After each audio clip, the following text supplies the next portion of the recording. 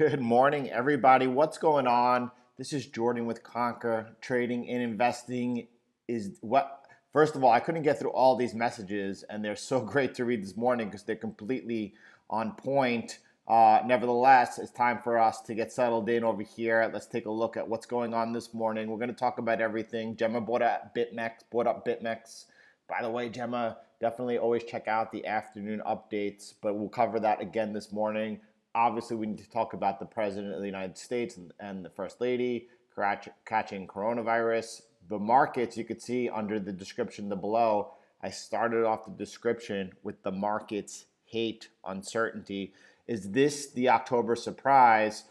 I don't know. 2020, man, we could just be getting warmed up here on just the second day of the month, but it certainly appears so. We're going to get into it all. We're going to look at this morning's non-farm payrolls, the unemployment rate. We'll start with that right here this morning. Let me go ahead and switch over and we'll focus in on what happened this morning before we get into the rest of the stuff over here this morning. All right, you can see over here the non-farm payrolls came in lower than forecasted, lower than expected, and you could see the trajectory has been down now 3 months in a row. However, it's a mixed report though, because you see the you see the unemployment rate going down. I don't know why this is broken up into race, but and I don't know why they don't have Asians here. We have whites, we have Hispanics and blacks. Obviously, Asians is all the way down over here. Nevertheless, you could see the trajectory over there. This is what's alarming. This is temporary versus permanent employment over here. You can see over here in orange. This is permanent job loss over here, and that continues to rise. That is an alarming statistic over here. We've said it since the very beginning, back going to the beginning of the crisis, all the way back in March. We said that there will be jobs that will never come back. You can see over here, this is rising. And now I just wanted to show you this. You can see this is exactly when it was released by President Trump that he and the First Lady had contacted coronavirus. And you can see the markets hate uncertainty. All right, let's bring it back to the charts. Let's talk about it all, weigh it all in. We're going to do this, by the way, without getting political, right? We're all adults here in the room. We're all adults and we need to talk about something right now that affects the market. So we're going to do that with respecting each other without getting all emotional here and just figuring out what's going on in front of us so that we could position accordingly. By the way, the dollar was weak overnight during that risk. That was a risk off event. That was a risk off event. You saw the Japanese yen strengthening. You saw gold strengthening. The dollar did not strengthen this morning until we got the data releases, the unemployment rate, and the non-farm payrolls. I think it was the employment rate that's helping firm up the dollar. It is a mixed report, by the way. Good morning. Great to see you in here. Boris, good day all. By the way, go ahead if you're in here this morning and you're happy to be here like I am, smash that like button, help support me, help support the channel, get me going over here, get the juices flowing. So let's talk about what's going on here. Thank you for that. I appreciate the love. And by the way, the DXY, again, it was weird that it wasn't bid as the Japanese yen one, as gold was, right? But it is now since the numbers have came out. Gold, right? Definitely went bid on that news over here overnight. We're watching the technical levels. This was one of the scenarios that we gave, actually, was the pullback. And then over here, the entry above 1904, that has triggered over here now. Now that's an aggressive entry, no doubt. I said from the beginning it's an aggressive entry, and I said it's one that I'm going to take, and I have. Now the safe entry, as we get sidetracked a little bit before we warm up to what are the possible scenarios that we're dealing with over here. The safe entry is once we get past this trend line over here, right? The breakout to the upside over here. That would provide, obviously, the safer entry over there and definitely a higher probability entry over here. However, entering over here, right? Where do you put your stop loss, by the way? Are you putting your stop loss at the peak, at the low overnight? Or are you putting it below that support and the last swing low? Mine is below the last swing low. Oh, trying to draw over here. It wasn't going. All right. And I think way down here is when we say if we pass down there, that's when we're expecting a further extension down towards possibly 1800. Now, markets do not like uncertainty by any means whatsoever. Actually, the markets hate uncertainty. This brings in a high degree of certainty. Here's the thing: is that due to the president's age, due to his health. And when I say health, I mean I would consider him to be slightly obese, slightly overweight. Those things definitely provide some risks here for sure. Now, he's a very healthy guy. When I mean by healthy, I mean you see the schedule he keeps. It's unreal. I can't imagine even in my early 20s being able to keep a schedule like that. So he's got that going for him. Now, one of the big things that we need to watch out over the weekend, and probably for most people, it happens within the first 5 days, or whether or not he's showing symptoms or he's asymptomatic, right? That's a big deal, because if he's showing symptoms, then it's usually after the first week that things could really take a turn and get worse. That would be bad for the markets. Obviously, the markets right now are trading down. It's hard to say, right? Are the markets right now pricing in perhaps even, as you saw overnight, Ohio, a swing state, has in the polls, in the betting polls, has sharply increased towards Vice President Biden. Are the markets pricing in a Biden presidency right now? Is that why we're coming off? I don't think so. Or is it because of simply the uncertainty here? This has just happened within the last 24 hours. I think it's there right now. I think that's where we are right now. And let's look at the charts. Yeah, of course. Yeah, I also read that, and I saw a photo of him coming off a plane after a fundraiser last night, and he was, tired and lethargic. That's definitely a symptom, and we'll see what happens. All right. So let's go.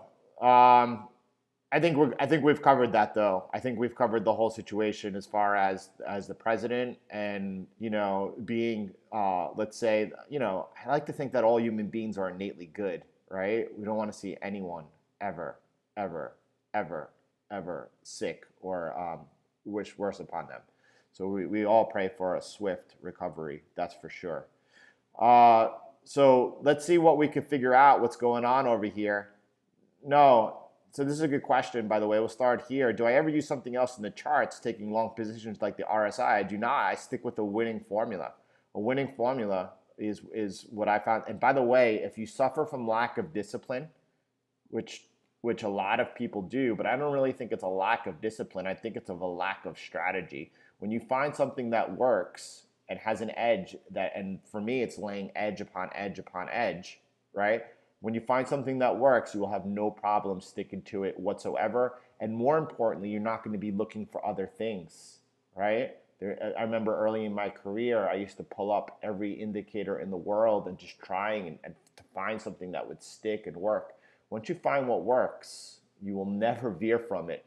I don't use the RSI. I use price. I follow price. Price is the only non-lagging indicator. And I follow price around the market structure of support and resistance. If you notice, I don't even use volume. It doesn't play into my analysis whatsoever. I do use the help of trend lines and chart patterns. Speaking of which, we got a chart pattern right in front of our face over here, and that is the descending wedge, which we had broken out of over here beautifully. Came in for the retest, making a higher high, and then you could see since this prime resistance has held.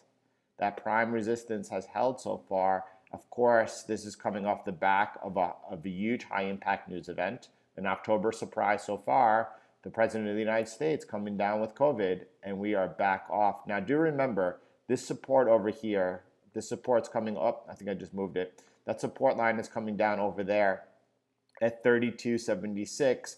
And I said it would be possible that we come back down and test that, and it still remains a valid descending wedge breakout over here, even if that happens. Is that in play? Possibly now. I mean, very well could be. We're trading right now below the support over here of 33.39. It's a big support. Below our hope trend line of support. we'll see what happens. There's no way to tell. The Nasdaq is extending its gains this morning, but it's still 15 minutes before the U.S. markets open. The U.S. equity markets open. By the way, I'll get back to that in 1 second. And we don't know what's going to happen. The first 90 minutes of trading over here. So we'll find out. So Julio Lubas, yeah, the entry. I don't, dude. Julio, and how you up? All right. Oh, Bitmex. Before we get into the Nasdaq over here, let's mention another huge surprise over here, and that was the CFTC. They filed charges against Bitmex for operating an illegal exchange. I don't even know why, but and also for money laundering charges. Not only that, they filed criminal charges and arrested the chief technology officer. They also have warrants out for the CEO, Arthur Hayes, as well as 2 other members of the team. Big deal, really big deal. And what's also a big deal is that on that type of news, Bitcoin traded down less than 2% yesterday. That's a big deal. Now, one of the positive indications so far is that Bitmex has been processing withdrawals all day. Not only that, they normally do it once a day. By the way, I think it's the only exchange that's never been hacked. They've been processing withdrawals, and they've been doing it outside of their normal time. Instead of doing it once a day, they've already made several withdrawals. An enormous amount of Bitcoin, 20% of their overall. So before yesterday, they had 1% of the total Bitcoin supply. 20% of that has already been withdrawn, not even in the first 24 hours. So that's a positive that they are processing withdrawals. If they were not, that probably would have put a lot more pressure on Bitcoin. Nevertheless, there still remains the possibility that Bitcoin could still put in a leg down because of that news. Here's what I'm following over here if I zoom out on Bitcoin, and it remains the same thing that we've been watching. Everyone here should have a pretty clean and a pretty clean and clear idea of what's going on over here. And I'm going to just highlight it over here. That's the trend line over here, right? That's that trend line over here. And as long as we remain above it, then, odds are we're going to continue consolidating until we make the next leg up. Imagine Bitcoin shaking off this Bitmex news right here. That's huge. If this happened 2 or 3 years ago, you would have seen Bitcoin down tremendously. So again, we all have our levels over here. What you have to watch out for is always your downside, always your backside over here. A break of this trend line that's coming in this morning at around 10,135. That will send us back down. I think we closed the CME gap. What happens if that happens over the weekend? That's an interesting question, right? What happens when the CME is not active? By the way, trading markets that really handicap you is just quite a thing. People are talking about, predicting, an island reversal on the equity markets here. Well, first of all, you've been predicting those, nonstop. So eventually a broken clock is going to be right twice a day. But nevertheless, listen, don't get yourself involved in a position where you're trading something that is locking you out for 2/3 of the day. That's ridiculous. So if we break this line over here, is it possible we come back down and we close the CMA gap, come into this trend line and or below? Yeah, that remains a possibility. Not only does it remain a possibility, it will be a buying opportunity in not only my mind, I think everyone else that I've kind of had a conversation with sees it the same way. Keep a eye out for this though over here. That would be, again, that's a 30% drawdown from the high. That's something that we have all are aware of, know that could happen, and not only know it could happen, know it will happen multiple times during the bull market phase. Will this be the first one? I don't know. Now, we've had September close down for the month, right? We follow the red dots. We'll look at that on Monday or Tuesday of next week, as I return home tomorrow, it'll be a lot easier to work. Now, this is the first time we've had the fourth red dot, the fourth month after the halving, close down. Okay, that's the first time. Now, in the prior two cycles, it was the fifth dot. All right. Now, does that mean that as far as lengthening cycle, well, that would actually that could actually be a clue that this cycle is going to be faster than this last cycle over here. Again, we'll talk about that later. Not right now. Right now, let's continue focusing on what's going on over here. Yeah, I mean, Thomas, but they had no choice to do that, right? Because of the they were just, listen, those guys are, they ran a Bitcoin only project. They had no fiat on ramps or off ramps for the space. Obviously trading that kind of leverage is very dangerous, but they added a lot to the space. Not only that, they were building on top of Bitcoin, and that's commendable within the space. But, the fact is that, the reach of the United States government is far and wide. They knew also, by the way, that they were dealing with U.S. clients. They knew that U.S. clients were using VPNs. Now, in all fairness, if you got caught, with a United States IP, they would automatically close the account. Nevertheless, I think that they built their company off the backs of a lot of U.S. traders, and I can't say that the U.S. government is wrong in this case. Volume's a little low here this morning. Let me see if I can pick that up a little bit. Thanks, Jay Quarter. Appreciate that. Hope that's a little bit better. Sorry about that, y'all. All right. Yeah, so if you're leaning into gold, by the way, let's take a look at it. Make sure, not just gold, anytime you're leaning into anything, anytime you're leaning into anything, make sure that the first thing you know, right, is where your exit is. That's the single most important piece over there. Don't get so caught up in the take profit. I don't even put a take profit in normally right away. I'm focused on my stop loss. So you have to manage your risk. By the way, it's impossible to know how big you're trading, what your position size is, without knowing where your stop loss is. So the first thing you understand is where your stop loss is, and then your position size for that trade is based off on that. Very important. Yep, John, why it's possible, by the way, anyone listening, anyone that does have funds on Bitmex, go ahead and process that withdrawal right now, no question about it. Otherwise that's something you might regret. So, I mean, this is way off topic, but guess what? It's a Friday. I do want to get into the Nasdaq. I do want to get into the DXY. I do want to get into everything, but I mean, what's my opinion on Max Kaiser's hardland opinion against all altcoins, including Ethereum, but strong for Bitcoin? Well, why I support innovation. Let's put it this way. I strongly support innovation and think innovation's healthy. I strongly support, and let's put it this way also. I sincerely root for and hope for the success of many cryptocurrency projects. I want to see the success. I think innovation's fantastic. Now, I don't think that there's any other altcoin competing against Bitcoin. Bitcoin's obviously competing as money. That's the app of Bitcoin, and it's competing against, right now, let's call it gold. All right. Is it competing against the dollar? Not really. Not at all. Right. Will it one day? Maybe. Perhaps. I think there's a small chance of that. There's like a 5% chance of that.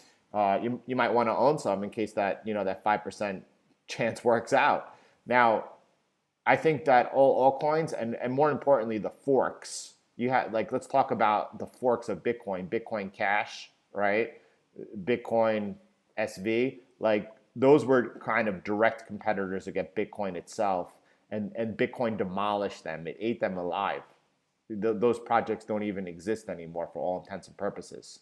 So, Bitcoin is the apex predator. There's nothing that's really competing with it.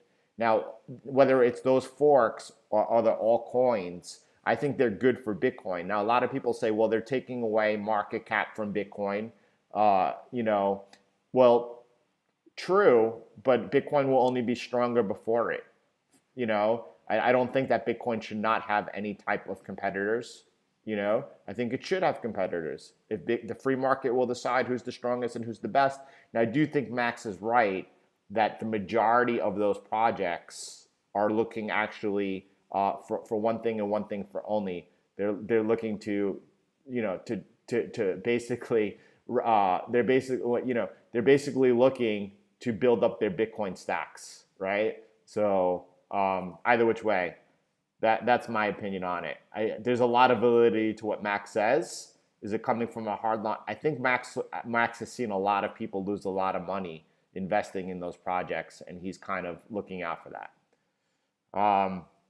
Thank you for that. Thanks for smashing that like button. Don't tell me what to do. Wow, someone's got issues. All right, what else is going on over here? When will you know your position on Bitcoin was wrong other than technicals? Well, George, I guess we're talking about Bitcoin. It's Friday, so I'm happy to do it, right? That's why we're here, spend the time to do it. So we have some time to take our time. We'll get into everything over here. It's fun. Again, if I was back home, we could even make the session a lot longer and a lot. But when is my Bitcoin position wrong? I mean, again, let's just talk about what's going on over here. So I held Bitcoin through the currency crisis over here. By the way, this was largely caused by Bitmex. This move down over here was largely caused by Bitmex and people getting liquidated, and it was like a endless loop over here until they shut down Bitmex and took Bitmex offline. That was the exact moment the market popped over here. So would Bitmex be shutting down, and would then other exchanges with perhaps a little more oversight be a good thing for the industry? Maybe. But nevertheless, I held through here. Not only did 63% of people that own Bitcoin held through over there. Now, most people that sold over here were people that got liquidated. People got liquidated over here, so they had no choice but to give up their Bitcoin. Be careful trading on margin, right?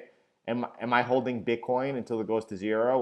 Look, I don't think there's going to be another liquidity crisis. I think the Fed overreacted, so I don't think we're going to come into this type of situation anytime soon. Now, it's going to happen again one day, but I don't think it's going to be anytime soon. So I don't think we have to worry about that. Is there a price point where I would say, okay, I'm getting out of Bitcoin? Not for me. For me, that would be zero. Do you think Bitcoin's going to zero? I mean, that's the bet. It's an asymmetrical bet. All right. Joel, glad to be here. Thanks for that support over here. Thanks for being here, sharing with us today. I definitely appreciate that. And so a big thank you. Thanks for being here. Thank you. Again, I'm working handicapped. So let me make this a little bit, no, I like it big like that. But thanks for the reminder, Christian. Definitely like for the help. Yep, we're going to look at the Nasdaq right now. And then we'll get into everything else.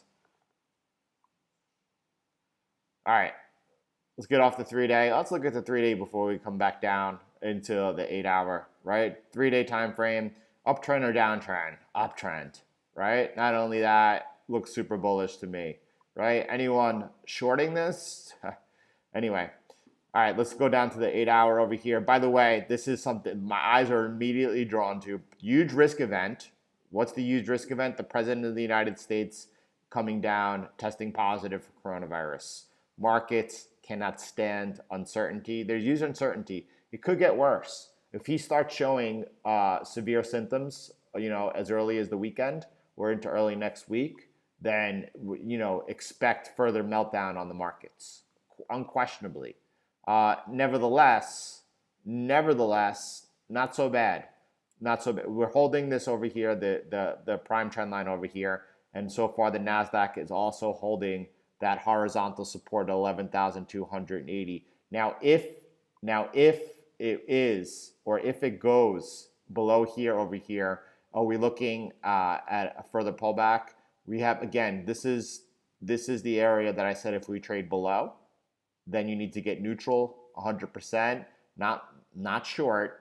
And I don't think anyone should short until we break below this area over here, right? I have it all the way down at 10,746, right? A lot of traders right now this morning, after the market's already trading down 2.5%, as the U.S. equity markets open up here in 1 minute, you know, they're getting short. They're chasing momentum. Watch out. Watch what happens over there. There's not much else to add except right here. Actually, the Nasdaq's holding important support levels, right? And a resumption off of this, by the way, you know, sometimes you got to markets climb walls of worry and uncertainty.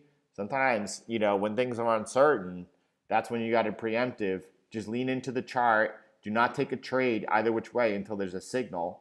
But a resumption off of here and start making a higher high, that does bring up a signal to the upside. So again, I just want to be clear. If the president starts showing some pretty strong symptoms, not mild symptoms, but real symptoms, will we know about it? Probably not, right? The best thing would be if he communicates by video with the public every day, and I hope he does. But if symptoms start getting bad, probably we won't know about it. That will bring more uncertainty. It's a fragile time here. Right now, being on the sidelines is a really, really, really good position. All right, it's Friday. We got the whole weekend coming up. The markets are closed on the weekend. We only have Bitcoin to go off of. What else is there? We wanted to take a look at oil. We got some people looking at oil this morning, off 5% or 5% today, coming down into support. By the way, again, right? This is when I said down over here to lean in and buy WTI. It then went into a consolidation pattern actually, and it broke out to the upside. Well, right? Was this because of the storm? Maybe. But either way, as we came into that resistance, I not only said now I would be looking to take profit, but also short a rejection. And here we are now back into the support. What do you do as you come into a support? All right. What do you do as you come into a support? Two things. Take a small piece of profit and then move your stop loss to break even. You're looking to push multiple levels. Now, if this were to hold over here and next week start making higher highs, I would exit the full position and actually flip again with a tight stop loss. However, the whole goal here, what you're looking for is to push this lower, right? You're looking to push lower down to this support over here to see how price reacts, to see whether or not you take full profit, and at the same time moving your stop loss, locking in profit on that trade, and possibly even further. If we were able to push down now 1, 2 to the third level, that's where I would be taking full profit over here. I don't think oil is going lower. If we get down towards that 31, at 28.50, that's 31.69, 31.70, I would be taking full profit there, having pushed the trade 3 levels in that case. Are we looking at a head and shoulders on the SPX on the 4-hour? Let's take a look. It's Friday. Why not?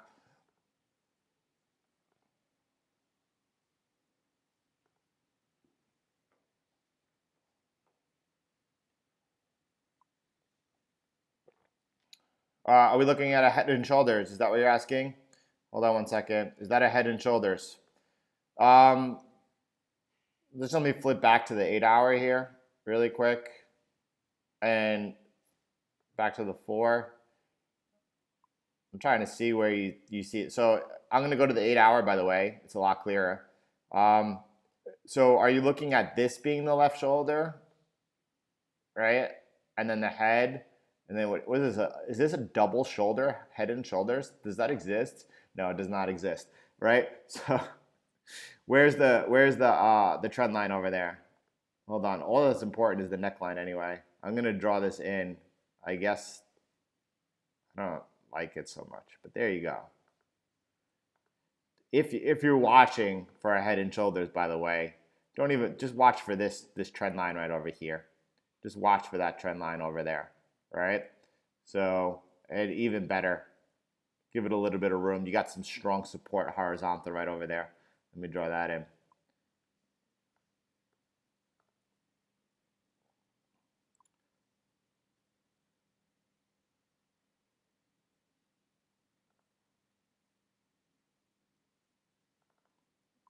Draw that in. And then let me do this for you. Let me just take a screenshot.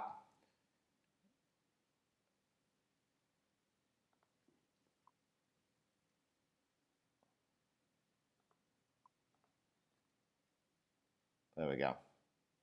All right. What's next? Oh, we didn't get into silver. Let's take a look at silver this morning.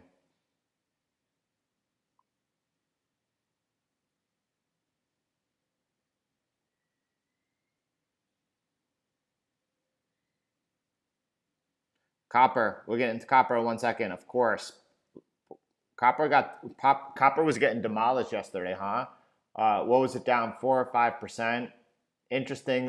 Some people were making the observations that all year copper has led the direction of the markets.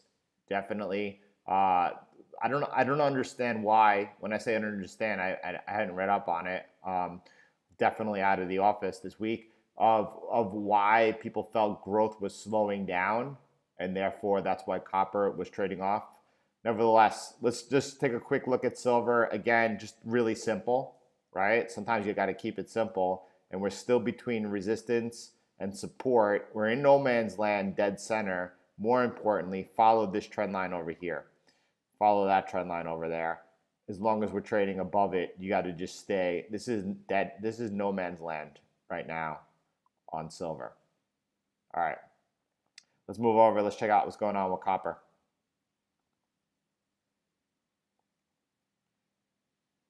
Ooh, we're on the 4 hour. That's unusual.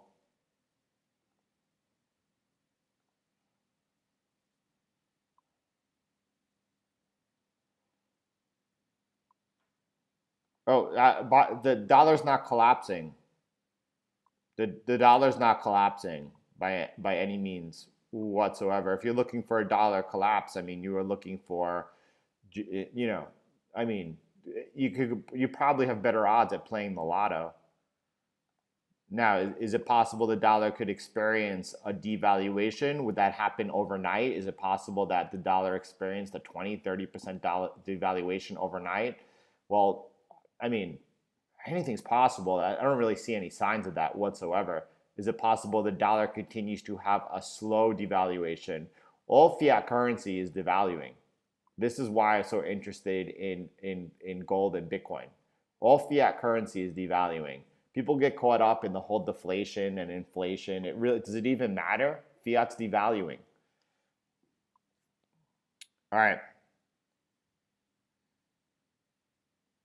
Let me go see what. Let me look at the chart over here on Dr. Copper over here. See what we got going on. I'm going to start on the 3-day over here, and so I'm trying to find out where she peaked down into.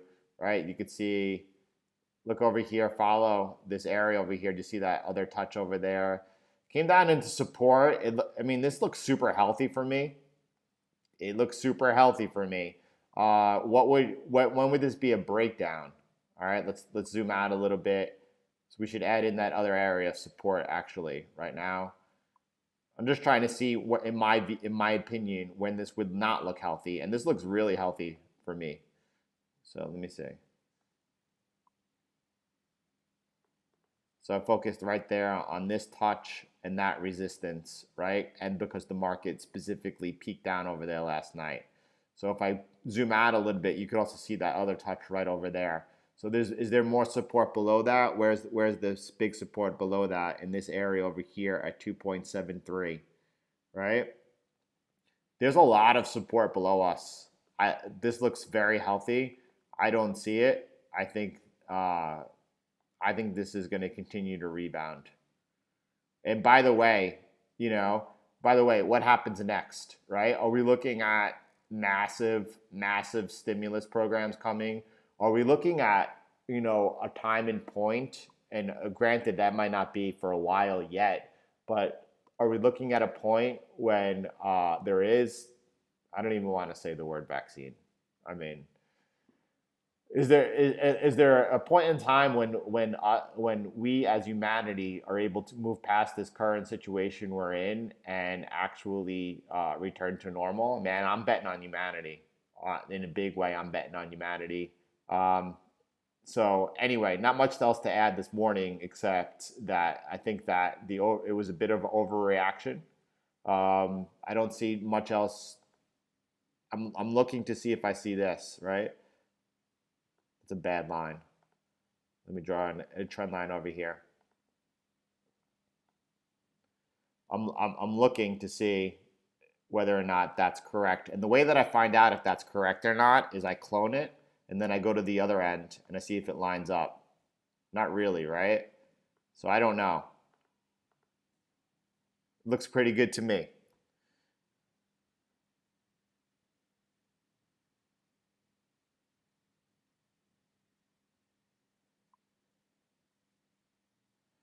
So I would like to weigh in. Uh, you know, Schiff has a terrible track record on gold.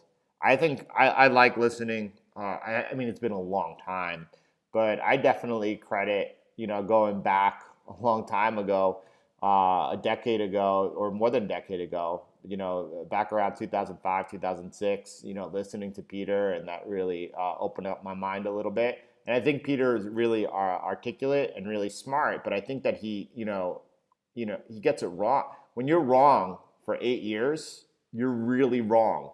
He should have positioned his people out in the bear market of gold, throughout the whole bear, and allowed them the opportunity to accumulate at much lower levels. There's no question about it. I mean, Peter was wrong for way too long to be considered seriously, in my opinion. Yeah, he's got it right in the long term, but you can't be wrong for a decade. That's all. So what else? Link. Let's take a look at Link this morning for sure.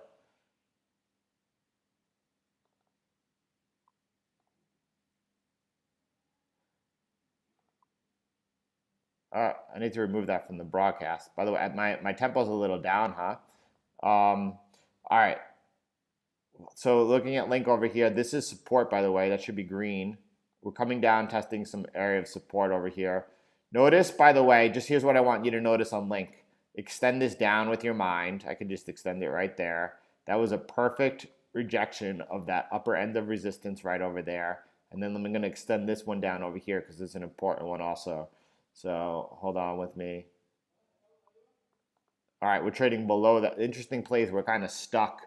Link right now is stuck above this support over here at $8.97, but below that resistance right over there. So, but I guess it's I don't know. I see also. Do you see that same line right there? Let me just show you what I'm talking about. Sometimes I could see things in my mind, and I don't know if you see it. Is this where Link? Is this where someone should be stepping into buy Link? Look at that. Perfect touches right over there. Perfect touches right there. And perfect touches right there. I'll actually just remove this one then to make it cleaner for me. There you go. And, it's into some support right now. I think the safe entry on Link, and I think when it breaks, and I've been saying that, when it breaks this outer bound over here, that's when Link has the potential to really take off, challenging $12.80 over here. Let me make that a little bit darker so that stays over there. But there's certain people who like to take trades before the entry signal, and that gets you in a that's a low probability trade, which puts you on the defensive from the beginning. If you just wait until the trade triggers, because it's possible this never triggers. I mean, it is the possibility that the trade never triggers and it could bleed down another 50%. So it makes no sense entering before you get the trigger. In this case, the trigger is going to be a break above this resistance over here. That's what you're waiting for on Link.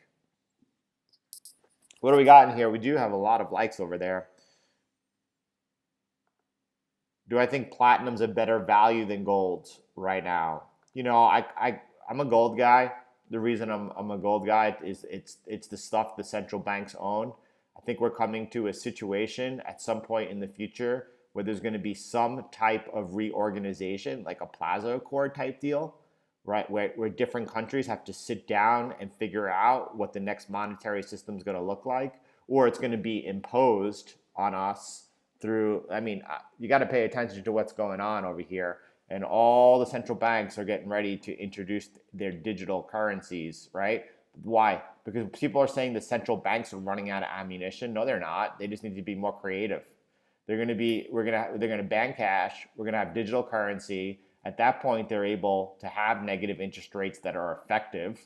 Not only that, they could charge different rates to different people, and not only that, they can make cash where or currency where you have like a certain amount of time to spend it or it disappears. So you're gonna see instead of they don't want people saving the money, they want people spending it, right? They have a lot of tools at their disposal. It's coming, but the only people that are going to be able to make those rules are the people holding gold. I'm a gold guy, Could people speculate on some things like palladium and platinum? Of course, of course. Is palladium? Which one's more scarce than gold? Palladium or platinum? One of them. I'm not sure which one. But I'm a gold guy.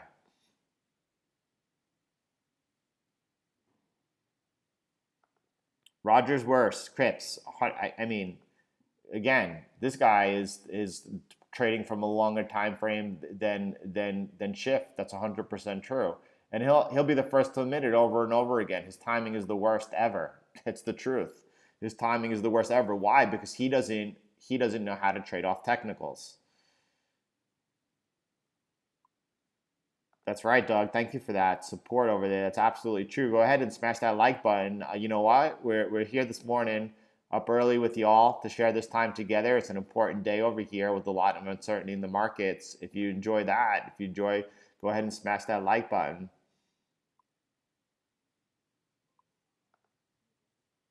Well, it's a Friday, so there's not much to worry about. We spent the first part of the session over here talking about the geopolitical events over here when it came to Trump and the coronavirus and how that could weigh on the markets. And then we started off looking at the S&P and the Nasdaq after looking at gold first this morning. There's not much else to add to the conversation because if you're feeling that type of that fear, well, that's just an emotion. There's uncertainty over here, right? But we said everything looks bullish. What is the Nasdaq holding this line over here, holding that horizontal support and that prime trend line over here. There's not much else to say except if we resume out of there, you want to buy. You don't have to. There's nothing to worry about. You're coming into a time of uncertainty. Again, I also said anyone looking to short the market at the opening this morning is just chasing momentum. That's ridiculous. Do not do that. We need to see what happens. We need to see whether or not, right? Whether or not how severe his case is, and whether or not the symptoms become severe or not. We're not going to know that anytime soon. We're not going to know that before earliest. I don't think we'll know it over the weekend. The earliest we'll probably know it is early next week. And we looked at the important levels. We looked at the important levels that we needed to focus in on over there. DXY also, by the way, DXY, is still in no man's land.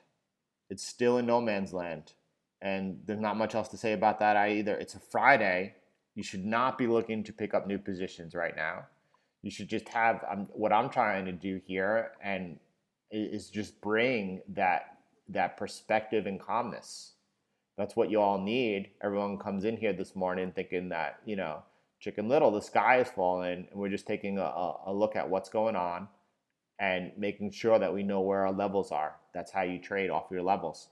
You can see over here that we're trading in between no man's land, 93.55 support and 94 resistance over there. And we continue, right?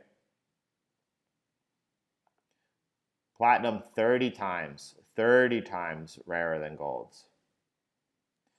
Big use case for the gold, though. There's a big use case for gold, and next year in 2021, central bank purchases of gold is set to increase.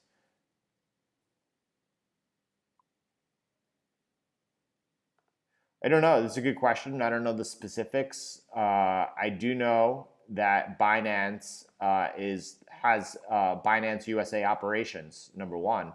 So that could be a big difference, right? Because why they were why Binance in the beginning wasn't doing KYC. They've been for a while now, I believe. And not only that, they are doing KYC, but they do have U.S. operations for U.S. clients, where Bitmex does not. And who knows? Is it possible that Binance or someone else is next? Of course it is.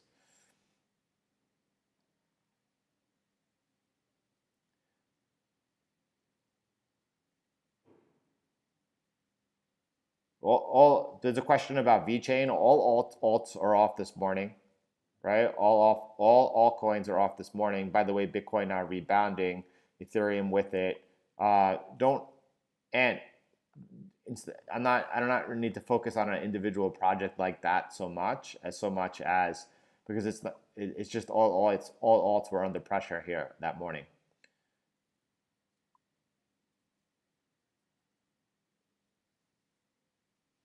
I'm just trying to catch up on some comments over here. There are so many places to buy physical gold. It's absolutely ridiculous. Now, I do suggest if you're buying gold, not really, storing that under your mattress. But the whole point of owning gold is an insurance here against the system, and including your own government. You could own that in a vault outside of your own country. There are places like Singapore. There are places like the Cayman Islands. There, Canada. Or if you're not in the U.S., Utah has some good vaults. There's plenty of places right now.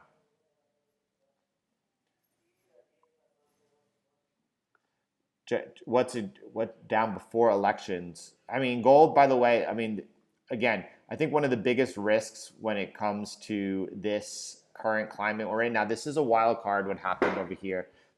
Trump catching COVID is a huge wild card, and we don't know how it plays out yet. So before that, the biggest risk actually was that the election was a non-event. That we had a clear winner pretty quickly, election night or the day after, and that this was all a non-event. I think that was the biggest risk. But because this is a possibility of a huge risk event, right? Gold should be bid going into the election, and if there is no winner on election night, gold is going to be massively bid. That's exactly what one of the key factors of gold is when there are geopolitical tensions, gold rising as a safe haven currency. All right, A. Barry, thank you for that.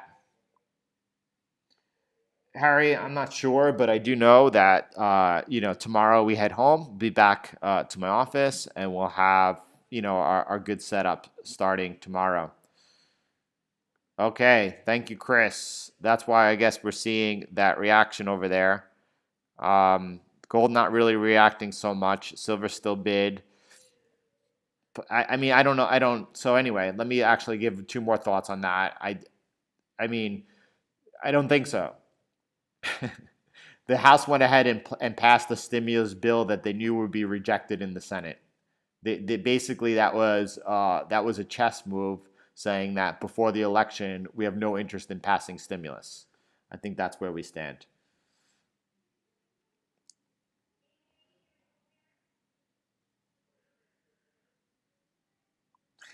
Model 3 Life, thanks for being here this morning.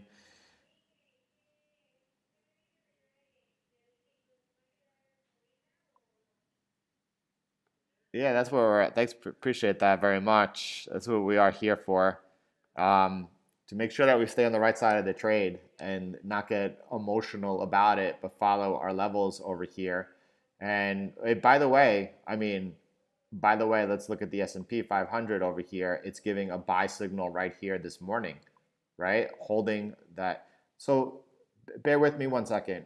Bear with me one second. I am working a little handicap, but I want you to focus in on this with me, right? Do you see over here I have this trend line over here? Now I'm not changing the slope of this trend line because it's perfectly correct, right? But do you see over here that over here we had these two touches and then over here again? I mean, do you think the trend line is a little high and that we should move it down over here? Just, isn't that cleaner as we're getting the touches of where the market's focused in on? You see not only those two touches here now, you see that one touch there. I mean, I like it better there. It makes more sense for me. I didn't change the slope of the trend line.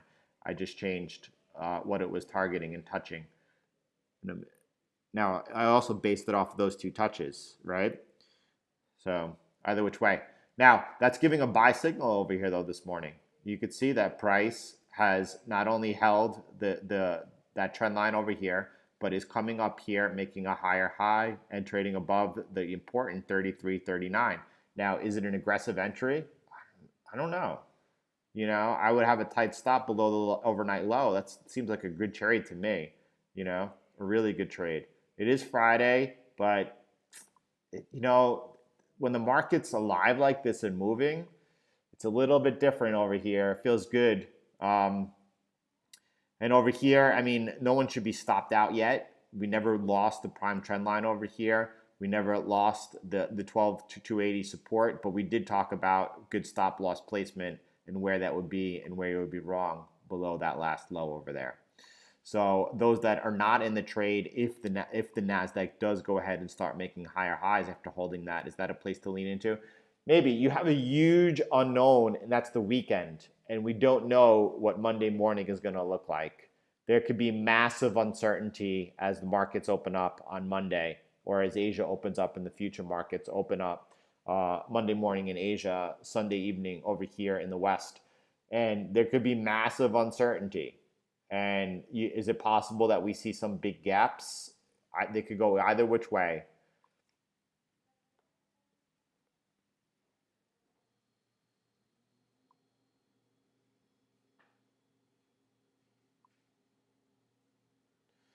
So let's look at that. And by the way, the Japanese yen was very bid up, very bid overnight, rightfully so. Risk off. Let's look at the euro Japanese yen. Let's take a look at what goes on.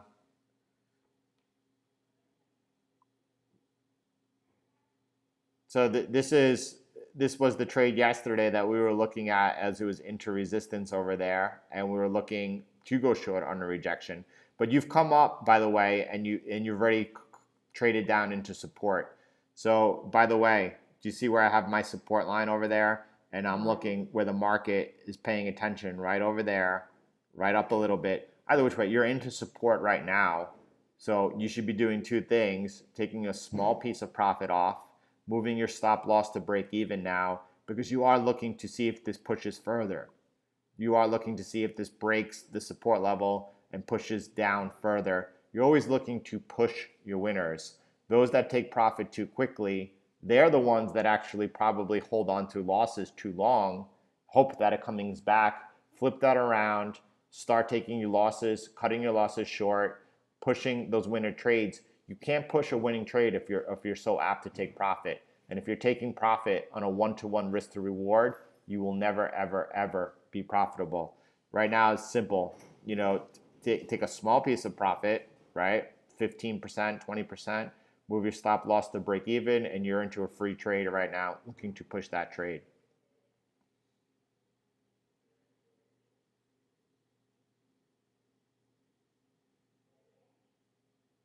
Greg, right? Impulsive trades are a recipe for disaster. We're looking to trade smart. I think that's the slogan on top of the channel of the YouTube. So, you know, trade smart, something like that.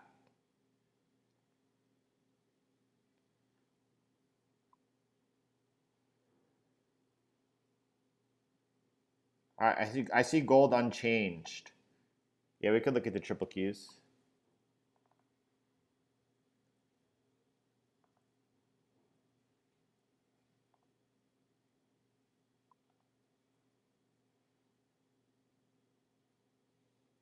Aren't those gaps ugly?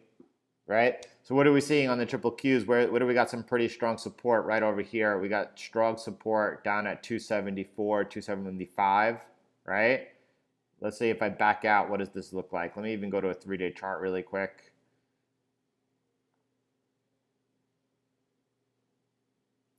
Right? Bullish or bearish? Bullish or bearish? I mean, it's pretty bullish to me.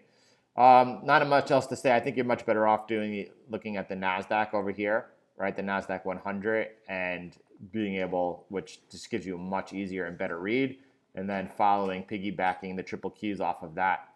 And Nasdaq right here, right? holding 1280, 11,280 support, holding prime trend line support, bullish as can be. What are my thoughts on XRP? It seems to be lagging a lot, right? It seems to be lagging a lot during this seems to be lagging a lot. I think the problem is that you have the company Ripple.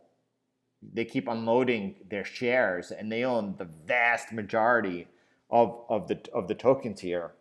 And to fund their company, right? They're the ones who say it. Like XRP is used to fund our operations. They keep selling their tokens to retail.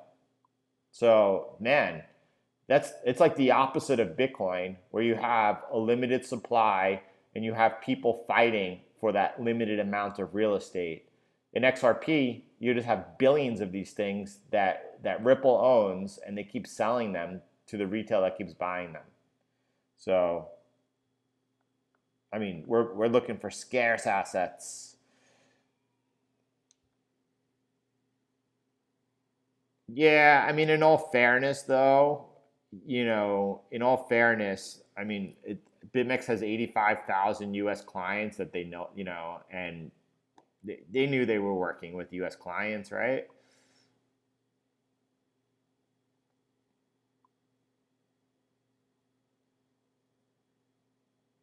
Yeah, that's it. I mean, look, it is a good session. It's a really good session.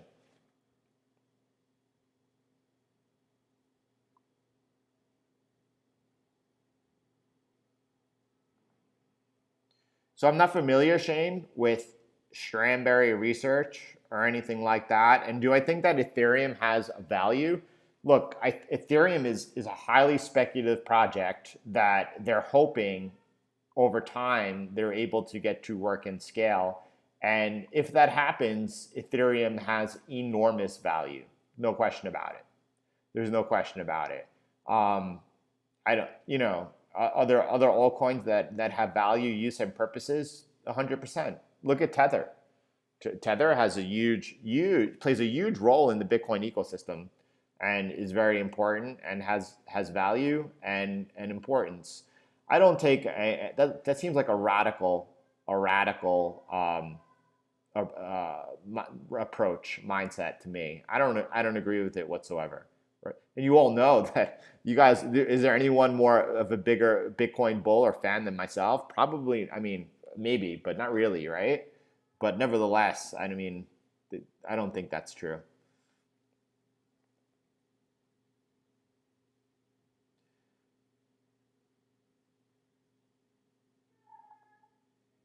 Why not go own gold in your own mattress? I mean, listen, that's a huge risk, right? First of all, right? If people first of all know that you have gold, then you're setting yourself up uh, and your family for a possible intrusion. You should never own gold in your own house, right? And you should never store it in a bank vault, excuse me, not a bank vault, in a safety deposit box. Both those things are ridiculous, right? But you could own gold from, and here's the problem with gold and Bitcoin. With gold, you have to have basically a trusted third party, and with Bitcoin, you don't. There's a big difference. But yeah, owning gold in another country is much safer. It's quite possible, right, that, listen, the world is crazy. Is it possible that, ownership of gold, it happens again? Yeah, it's all possible. Now, if you own a small amount of physical metals, whether it's gold or silver, and should you own a small amount of physical silver at your house? Yes. What happens if we do wake up tomorrow and the system has crashed? What happens if you need to go and be able to get, whether it's medical supplies or emergency food or anything, is it possible that silver will help you? Yeah. But I mean, Tony, you know, it's neither here nor there. But if you're talking about large sums of money, it is much better to own them overseas in a vault.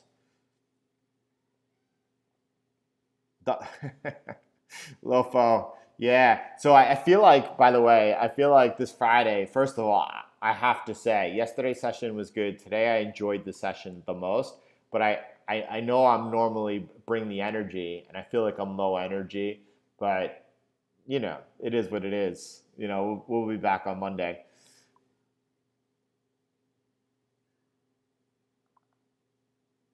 Yeah, no, Harry Five, I'm awesome. But we had this Harry Five. We went yesterday, last night. We had me and my wife took our oldest, our 7-year-old, out on a date last night. We went to this amazing place here that like has like an authentic Mexican kitchen where like you cook your own food, and my daughter loved it. She loved preparing all the food and cooking.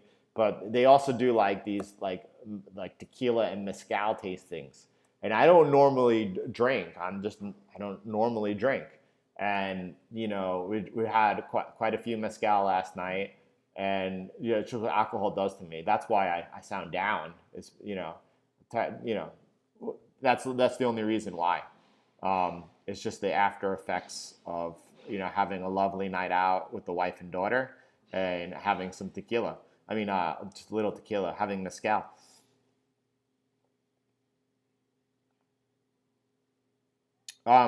So Mario, I live in Mexico, but I'm a United States citizen. Whether you live abroad or not in the U.S., you still have you're exempt from a certain amount of money, but you have to pay taxes, or at least I do.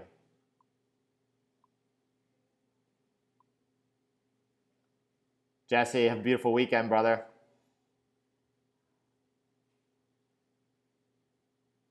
Let's look at Tesla. A lot of people are focused on Tesla this morning.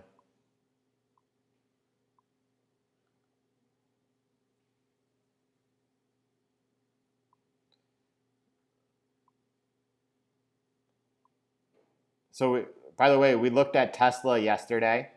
We all looked at Tesla yesterday in the live stream, not in the afternoon update, in the live stream, and it was a really good and thorough update. If you want to watch it, it remains the same. But we talked about over here, right? We talked about putting the stop loss at 409 and long Tesla. Nothing's changed on the analysis, right? And the long trade still stands. I think it's much better if anyone is interested in Tesla in going back to yesterday's live stream video. It was probably towards the middle to end of the session, but you could just put your mouse over the stream until you see Tesla pop up in the middle, and then follow that analysis, which is the same as today, right? Long with Tesla, stop over here. 409 is where we put the stop loss.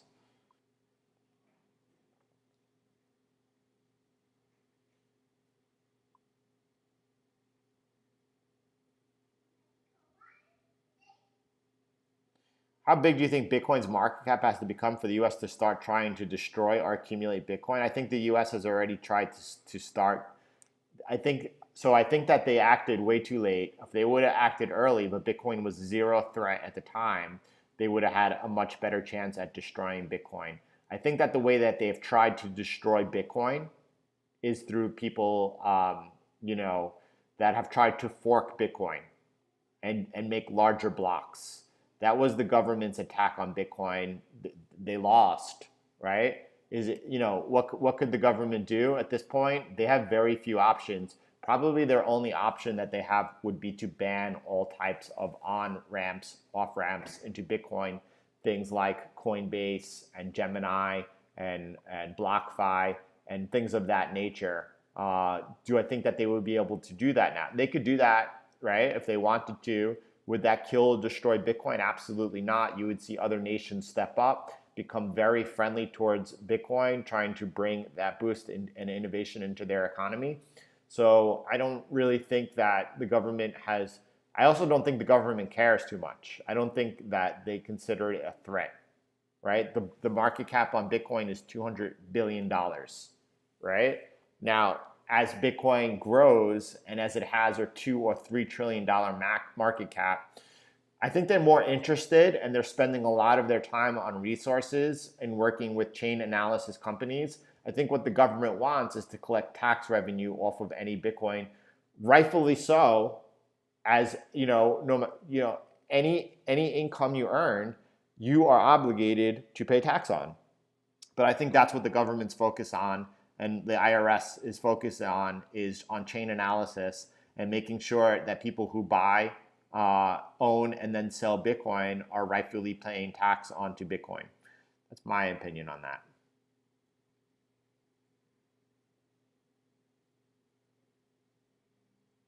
I mean, so being so this is just like a fun Friday conversation, by the way.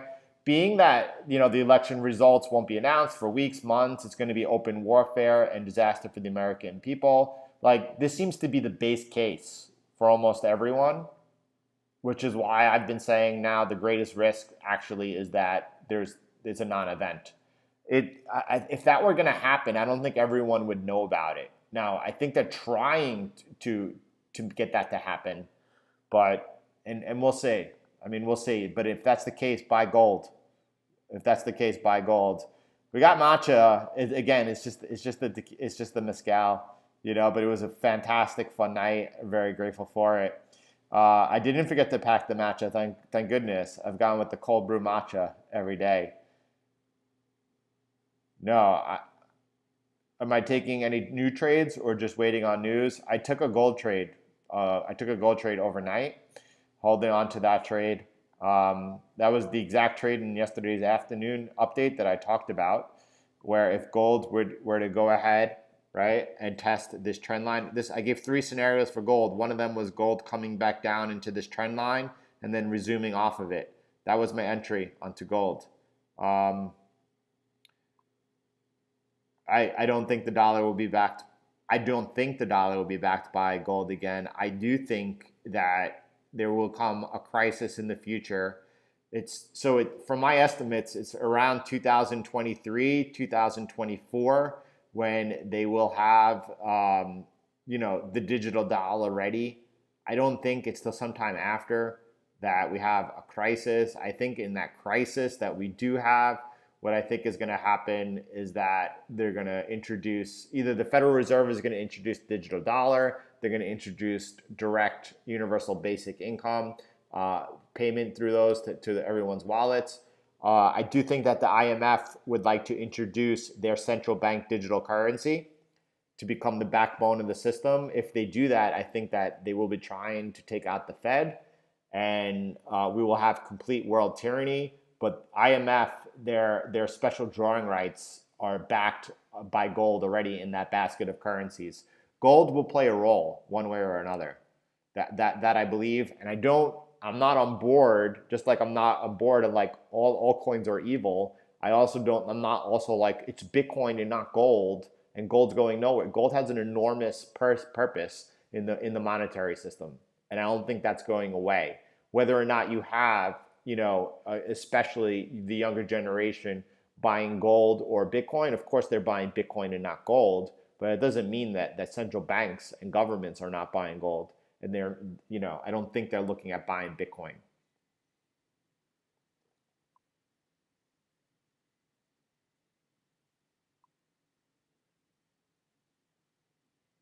Yeah, Mario, I report all my earnings. When buying off support, do you take the entry when the price makes the higher high than the previous bar, close, or wick? Dylan, the wick. The wick. The wick. I think we're going to call it. I think we're going to call it a session over here, only so that I could go and get breakfast with the family. I think everyone has some pretty good situational awareness. I think I did, earned my likes this morning when I kept everyone away from that fear trade, right? Pay attention. So there we are. Looking forward to being back into my comfort zone on Monday with y'all and having some epic sessions next week. I hope you all have a good weekend. I appreciate you spending the time with me. That's for sure. What's the best way to send me a chart? Join the course. Work directly with me, Dewey. Conquer, trading, and chilling. Greg, you've been on fire the last 24 hours. Whatever you got, I want. That's for sure.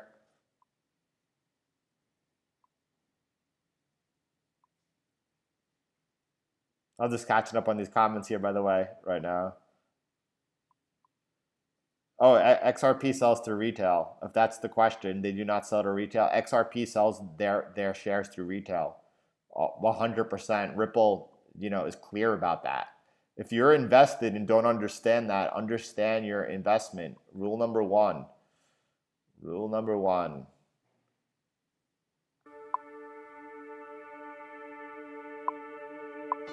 I do not think that we go to a gold standard ever again. Could happen. DXY is between resistance and support.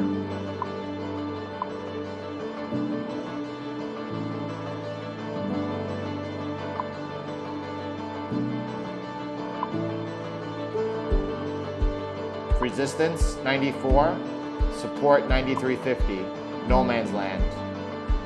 Resistance, support, no man's land. Thank you, George.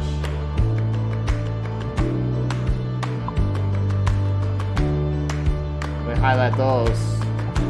Those are two good tips right there.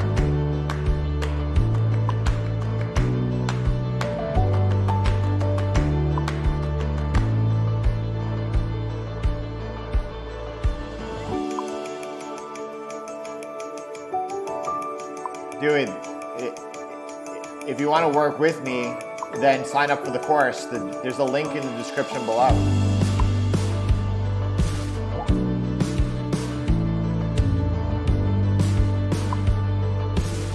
They already reported their results. I think it was something like 135,000.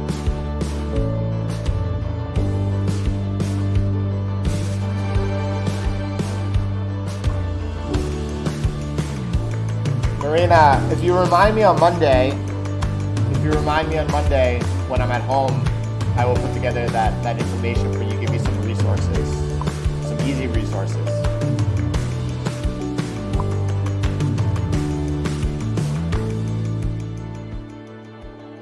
Absolutely, brother.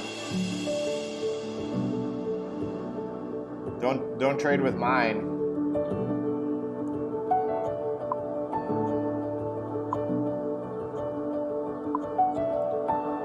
My stop loss for gold is below the 1880 support. Oh, I think it's extremely bullish. We're extremely bullish ourselves on the Nasdaq.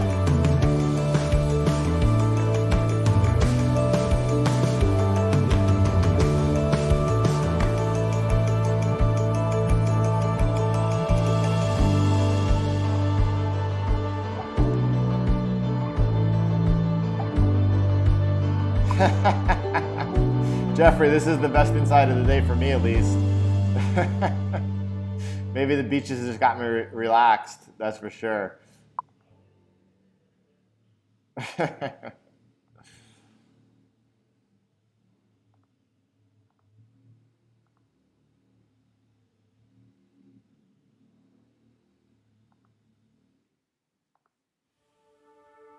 That link was to the gold chart, by the way. You got it, Alvaro. Thank you so much. Thank you, LBJ. Jesse, that's what I want to hear right there, brother. That's what I want to hear right there. Thank you. Thank you for sharing that with me.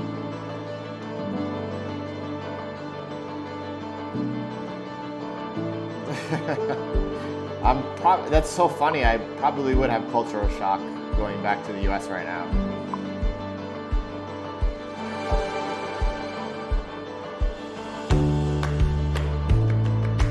Peter, just do a quick Google search. Don't use Google. Use DuckDuckGo or something else, but do a quick search.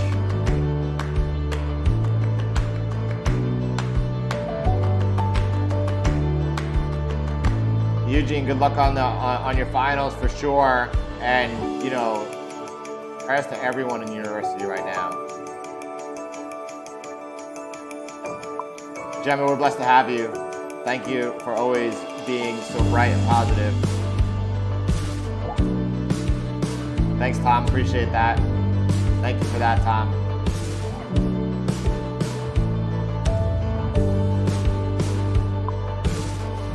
Dewey, I look forward to working more closely with you. That's for sure, brother.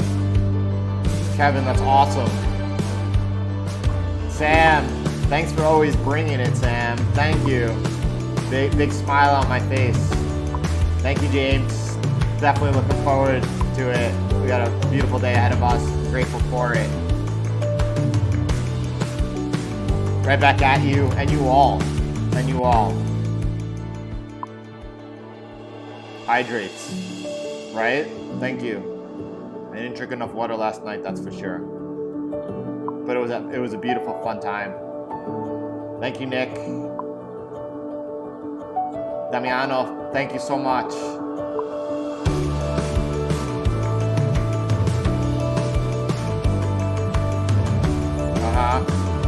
Sure. There's no institutions buying XRP. Come on.